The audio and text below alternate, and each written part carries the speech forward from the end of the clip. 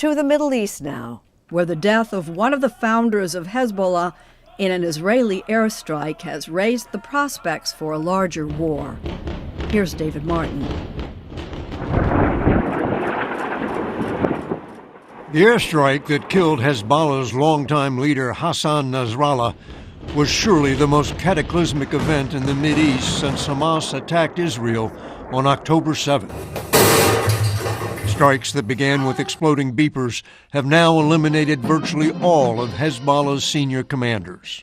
The leadership of Hezbollah has basically been decapitated. CBS News contributor Andrew Boyd is former head of counterterrorism operations at the CIA. Has this broken Hezbollah's back or just brought the Mideast to the brink of a wider war? So I think their back's broken, but Hezbollah has built an institution that will endure the decapitation of their leadership. I just don't think they'll be able to become a fighting force that's relevant for quite some time. נסראללה לא היה עוד מחבל, הוא היה המחבל. Israel's Prime Minister Netanyahu called Nasrallah the main engine of Iran's axis of evil. Nasrallah was extraordinarily close to Iran's supreme leader. You know, this is a personal blow to the supreme leader, but even more important, it is a blow to Iran. Former acting CIA Director Michael Morell, now a senior contributor to CBS News, says Iran spent decades arming Hezbollah to attack Israel.